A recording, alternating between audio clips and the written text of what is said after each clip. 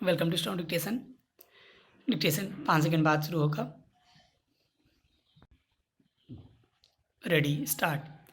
कवि हृदय होते हुए भी बेझिझक होकर स्पष्ट रूप से अपनी बात रखने के कौशल में माहिर अटल जी ने अंतर्राष्ट्रीय स्तर पर भारत को नई पहचान दिलाई। बिना किसी के दबाव में आए हुए उन्होंने देश को परमाणु शक्ति बनाने में अहम भूमिका निभाई तो पड़ोसी देश पाकिस्तान के साथ भी रिश्तों को नए सिरे से आरंभ किया।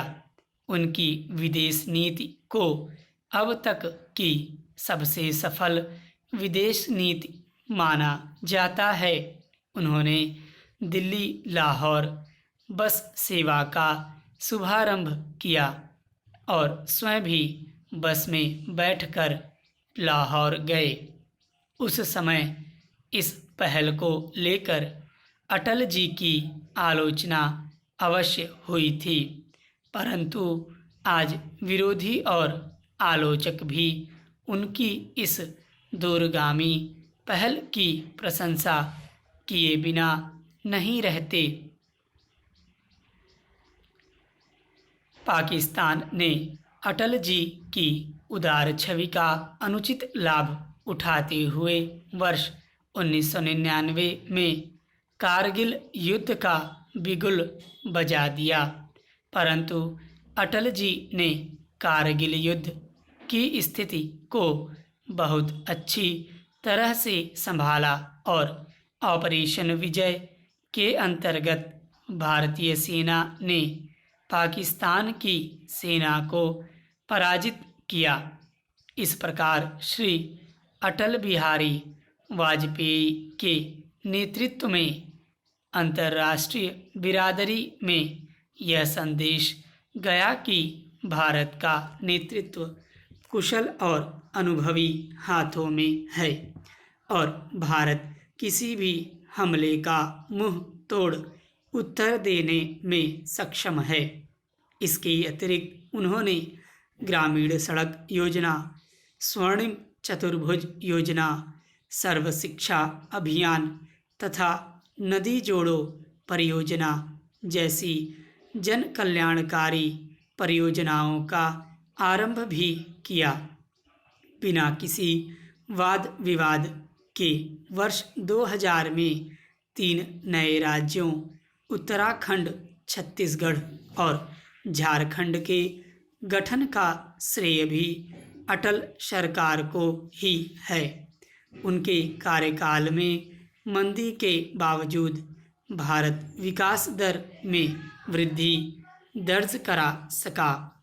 इस प्रकार उन्होंने आज के भारत को गढ़ने में अपना अविस्मरणीय योगदान दिया।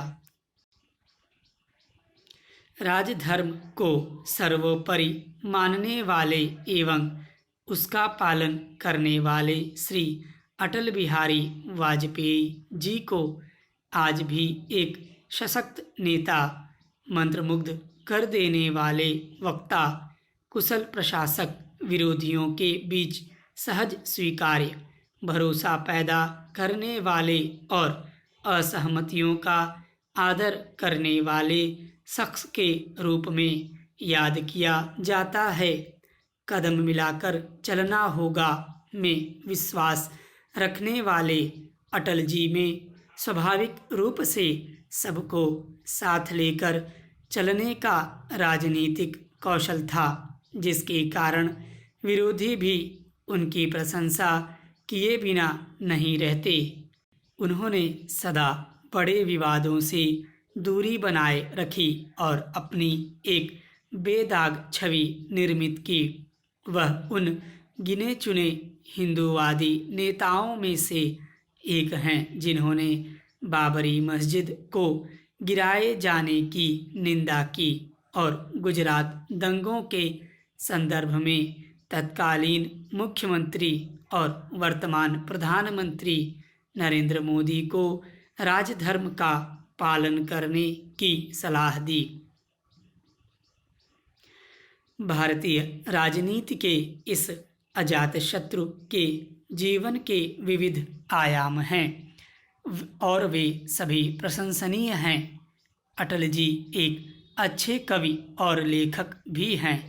मेरी 51 कविताएं, मृत्यु या हत्या, अमर बलिदान, कैदी कविराय की कुंडलियाँ, 21 कविताएं, new dimension of Indian foreign policy, 4 tickets in parliament आदि इनकी प्रमुख कृतियां हैं। अटल जी भारतीय गीत संगीत और नृत्य के शौकीन भी हैं। शब्दों को नाप तौल कर बोलना और सार्थक बोलना वाजपेयी जी के व्यक्तित्व की एक बड़ी विशेषता रही है। भारतीय राजनीति में आज वाजपेयी जी का एक अहम स्थान है। पूर्व प्रधानमंत्री डॉक्टर मनमोहन सिंह ने तो इनको भारतीय राजनीति का भीष्म पितामह कहकर संबोधित किया है।